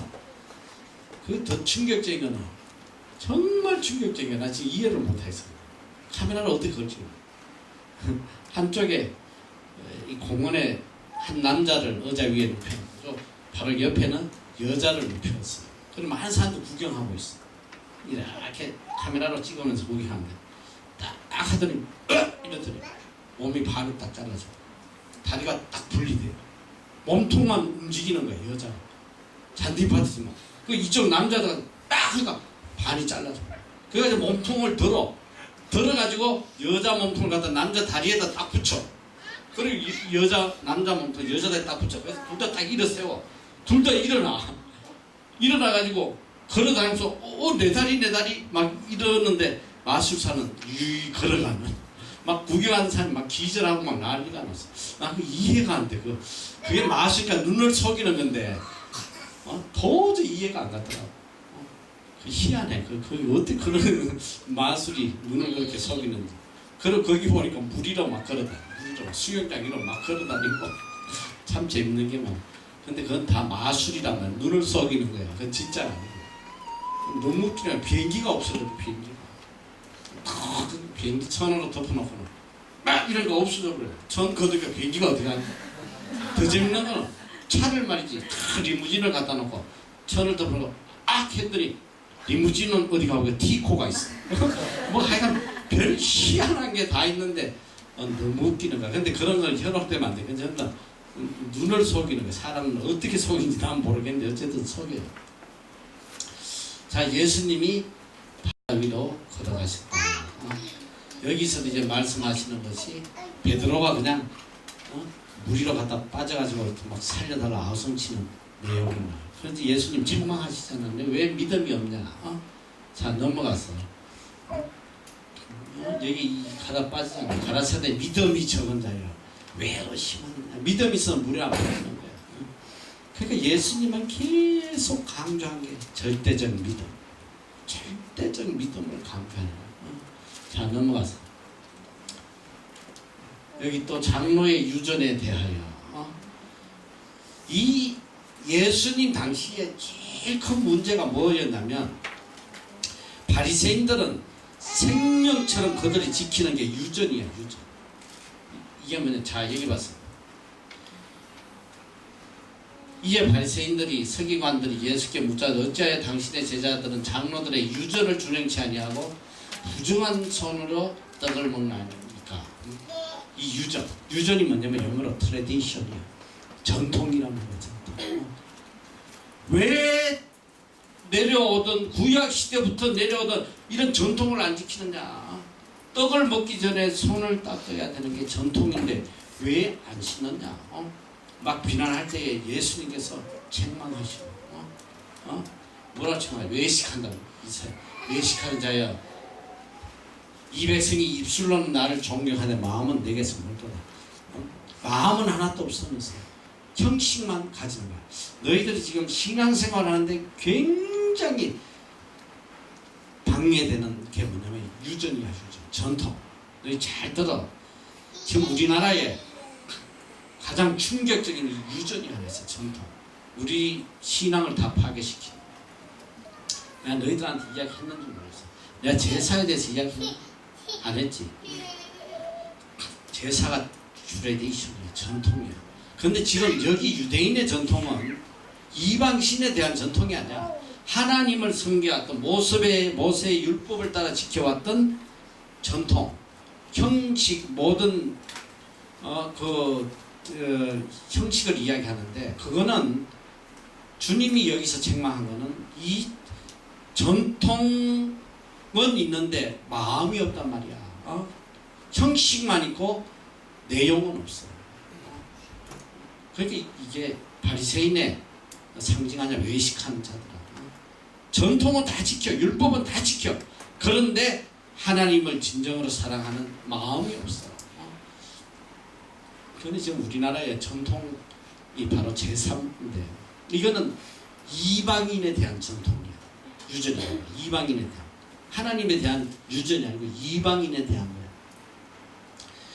아마도 내가 알기로 이 기독교에서 추모 예배를 드리는 나라가 매년마다 추모 예배를 드리잖아. 이게 얼마나 하나님 앞에 악을 행하는 건지. 지금 모든 교회가 너무 무뎌져 있는 거예요. 자, 우리 복음을 전가할 때, 처음에 기독교가 복음을 전가할 때 제일 먼저 거부감을 가지는 게 뭐냐면 우상 숭배하지 말라. 우리나라가 5,000년 역사 동안 유교를 생명처럼 여기고 특히 조상 섬기는 것을 생명처럼 여기고 우리나라 같이 그렇게 유별난 나라도 없어. 부모 죽고 나면 3년 동안 무덤에 가가지고 무덤 지키고 앉아있고 그만큼 조상 뭐 몇 대 저기 할아버지까지 다 제사하는 날 가지고 지키고 그 우상을 섬겨 죽은 자를 제사하는 거는 이거는 하나님 앞에 큰 죄악이야. 우상을 섬기는 첫 번째 계명이 그런 거야. 그 제사하면 안 된다 그랬더니 그럼 우리는 제사 안 지내면 교회 못 갑니다. 이러니까 이 목사들이 머리를 짜는 거야. 그래 어떻게 하면 저 제사를 지내게 하면서 교회로 오게 할 수 있나 해가지고 편법을 생겨봤냐. 그러면 제사날 예배로 합시다. 예배로 우리 죽은 자들을 위해서 예배 드려줍시다. 똑같은 겁니다. 이렇게 교묘하게 모양만 바꿔서 조상을 섬기게 만든 게 이게 추모 예배야. 이게 얼마나 큰 죄악인지 알아. 성경은 분명히 하나님은 산자의 하나님이야. 죽은 자의 하나님이 아니라고. 예수님 이제 여기도 나중에 나오지만 누가 주여 저도 주님 따라가겠습니다 할 때 하면서 뭐라고 그러냐면 우리 부친을 장사하고 주님을 따르도록 하겠습니다. 그때 주님 뭐라고 그래? 야 죽은 자는 죽은 자들로 장사하게 해라. 너는 따라와라. 근데 못 따라가요. 너희들 우리가 정말 잘 알아야 돼. 얼마나 영적으로 이게 무디어져 있냐면 하나님이 제일 싫어하는 우상숭배를 그 죽은 자를 위해서 예배를 드려주는 거야. 예배를. 이게 말이 되는 소리야. 얼마 전에는 뭐 얼마나 충격적인 박정희 대통령 추모 예배 해가지고 나라를 시끄럽게 했어요.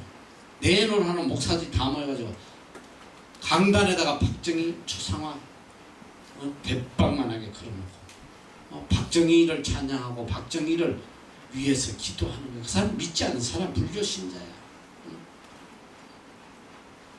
이 말이나 되는 거야. 근데 내가 더 충격적인 건 뭐냐면 우연히 내가 유튜브에서 그걸 봤는데 거기서 사회보호 하는 내 친구가 있더라고. 친구 목사.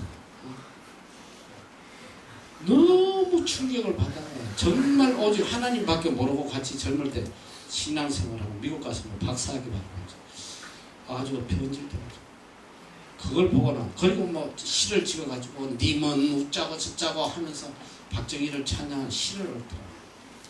정말 내가 고민해. 이걸 어떻게 해야 되나. 이건 말이 안 되는데. 그래서 모든 생각을 다 접어버리고 카톡을 보냈죠.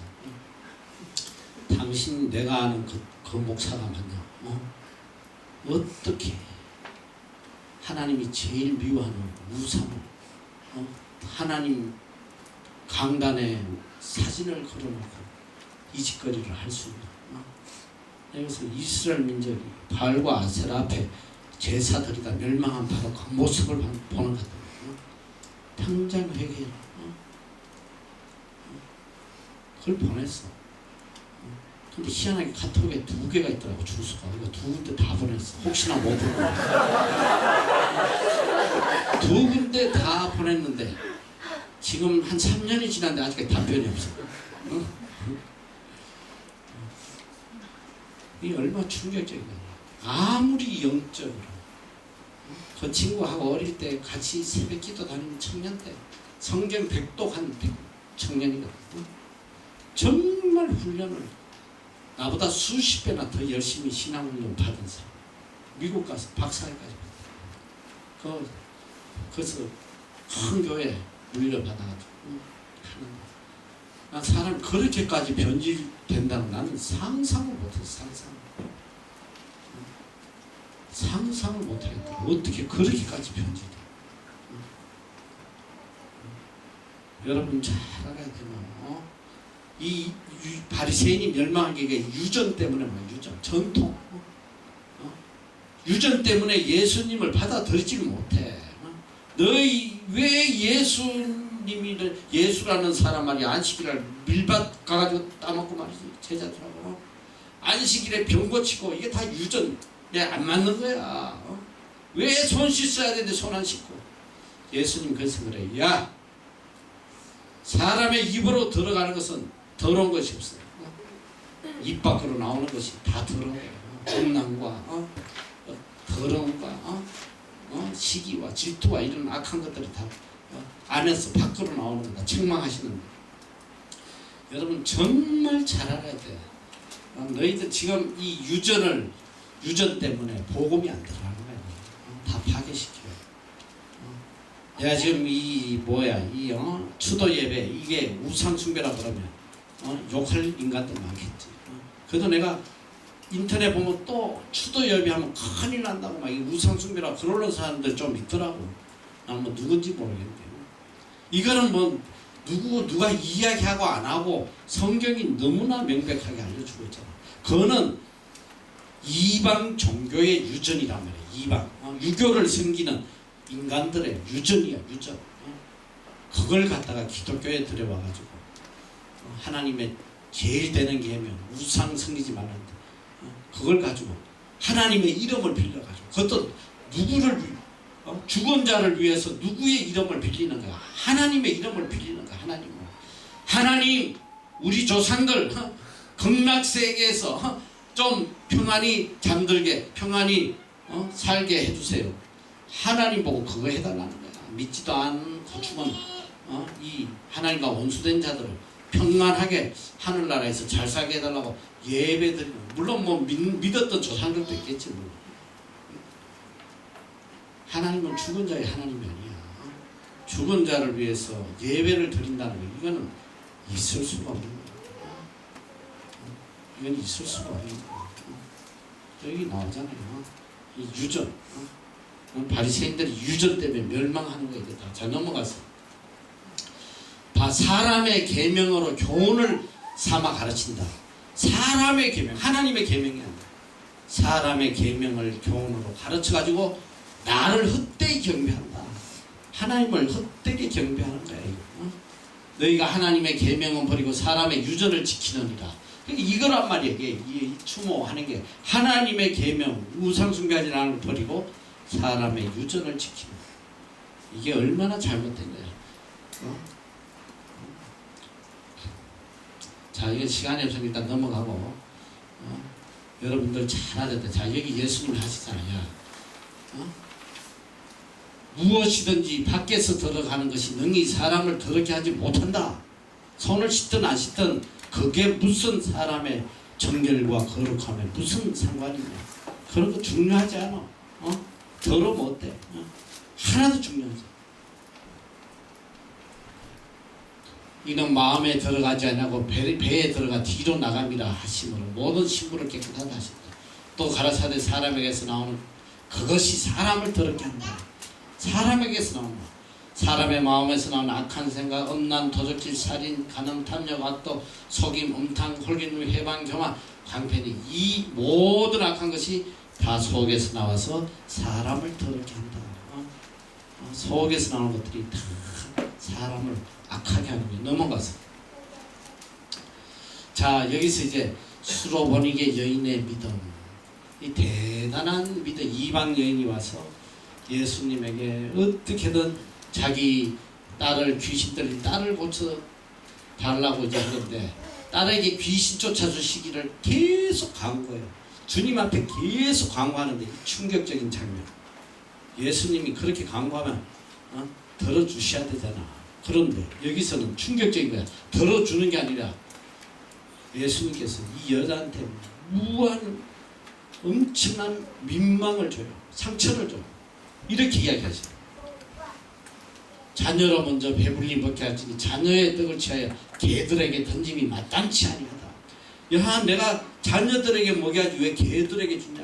그러니까 그 말은 뭐냐면 당신 딸은 개다 이 소리야. 내가 자녀들 고쳐야 되는데 뭔 니네까지 개들에게까지 하냐. 이방인을 다 개로 취급했습니다. 이 여자 입장에서는 이게 얼마나 충격적이야. 안 고쳐주면 그만이지 뭐 개소리까지 해가면서 말이지. 예수님 이게 얼마나 상처받았어. 근데 여기에 아주 예수님의 깊은 뜻이 이 여인의 믿음을 테스트하는. 그런데 이런 소리를 듣고도 이 여인의 답변이 이건 정말 놀라운 거예요. 뭐라고 답변해요? 여자가 대답하여 가로되 주여 옳소이다. 주님 말씀이 맞아요. 그렇지만 상아래 개들도 아이들의 먹던 부스러기를 먹는다.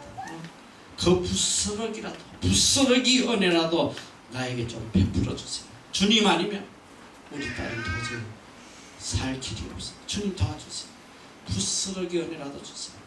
이 강구에 주님이 감동하시고 그러면서 주님 뭐라고 하시냐면 여자야 내 믿음이 크도다. 그 크도다 말이 메가마이트 이 원어가 뭐 근데 메가톤급의 믿음. 이 여인의 믿음은 메가톤급의 믿음이다. 그래서 여기 보면 예수께서 이 말을 하셔서 돌아가라 귀신이 내 딸에서 나갔느니라. 고쳐져요. 넘어가서 여기 마가복음이 아니고 다른 복음에서 이 여인에 대한 내용이 나오는데 이 여인의 믿음을 엄청 칭찬하시 칭찬. 이 여인의 믿음이 크도다. 원래는 메가톤급이다. 메가톤급. 주님이 이 이방 여인의 믿음을 테스트하는 거예요. 그러니까 성경은요 믿음대로 된다는 거예요. 다 믿음대로. 얼마나 주님의 말씀을 의심하지 않고 받아들이느냐. 거기 따라서 기적이 일어나요. 여러분 삶에 정말 놀라운 거예요. 너희들이 의심하니까, 의심하고 절대 신뢰하지 않으니까, 믿지 않으니까 삶에 기적이 일어나지 않아요. 난 지금까지 믿음대로 다 되더라고. 얼마나 놀라운 거냐. 믿음대로 다 이루어지는 믿음대로. 믿음을 가지란 말이에요. 믿음을 가져. 그리고 예수님께서 처음에 5,000명을 먹인 적이 있고 그 다음에 이방 땅 데가볼리 지역에서 4,000명을 먹이는 또 이 역사를 한 번 더 하셔요. 두 번째는 4,000명을 먹였다. 여기 데가볼리, 여기 왜 두로와 시돈을 여기다 표시해놨는지 이거 잘못된 거예요. 데가볼리는 이쪽에 있었죠. 요단강 동편이고 두로와 시돈은 이쪽 꼭대기에 있어요. 자, 여기서도 이게 4,000명인데 먹은 자는 여자와 아이 외에 4,000명이다. 그러니까 남자만 4,000명이니까 거기다 곱하기 미니멈 3은 해야 돼. 엄마 애 둘이는 따라오잖아. 미니멈. 그러니까 얼마야 이게? 곱하기 3을 더하면 3, 4, 12, 12,000명 이상을 먹이셨다. 난 지금 그리고 한 가지 놀라운 게 뭐냐면 예수님이 한 번씩 자 여기서 지금 예수님 말씀을 듣는데 최소 10,000명 이상이 와서 듣는다는 거 아니야, 그렇지? 5,000명 먹이실 때는 최소 한 15,000명 정도는 그 대중들이 왔단 말이야. 예수님 설교하셔. 그때 마이크가 있어, 뭐가 있어? 이게 너무 놀라운 거야. 지금 너 15,000명 들리게 하려면 너 마이크 몇 개씩 설치해야 되는 줄 알아? 지금 우리 교회 한 100몇십 명 나오는데 지금 스피커가 몇 개야 지금? 이게 얼마나 올라오는 일이야. 예수님께서 이게 전파하는데 모든 사람이 다 듣고 은혜 받고 했다는 게 이게 놀라운 거잖아. 지금 예수님의 모든 삶 자체가 다 기적이야, 기적. 기적 아닌 게 하나도 없어. 우리에겐 기적이지만 예수님에게는 늘상 하시는 일이니까. 넘어갔어. 계속 이 바리새인들이 끝까지 쫓아가지고 표적을 보이라고 계속 예수님 너희에게 보일 표적은 요나의 표적밖에 없다. 그 뭐냐, 사흘 뒤에 내가 죽음에서 부활하는 그것이 표적이다. 그걸 계속 가르쳐. 자, 넘어가서 가이사라 빌립보 지방에서 이제 위대한 질문을 해요. 시몬 베드로에게 너희들 나를 누구라 하느냐. 그때 베드로가 이런 이야기를 해요. 시몬 베드로가 가르치는 그리스도시요 살아계신 하나님의 아들이십니다. 이 말을 하게 한 것은 바로 하늘에 계신 아버지다. 이렇게 말씀하세요. 자,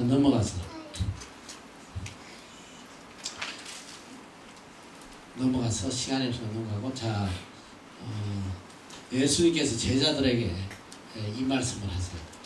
그러니까 예수님이 3년 동안 계속 제자들에게 내가 이제 십자가를 지게 된다. 그걸 계속 가르치 3년 동안. 특별히 공생의 3년 때는 뭐 집중적으로 가르쳐. 내가 이제 십자가를 지고 죽을 것이다. 그래서 사흘 후에 살아난다. 그러면서 제자들에게 아무든지 나를 따라오려거든 자기를 부인하고 자기 십자가를 지고 나를 쫓을 것이다. 누구든지 제 목숨을 구원코자 하면 이럴 것이요 누구든지 나를 위하여 제 목숨을 잃으면 찾으리라. 그 말씀을 하세요. 자, 예수님을 따라가는 첫 번째가 자기 부인이야. 셀프 디나이어. 자기를 부인하지 않으면 절대로 예수님 못 따라가. 내 생각과 내 뜻과 내 취미와 내 유익을 다 부인해. 심지어는 가족까지, 자식까지. 그리고 십자가를 지어.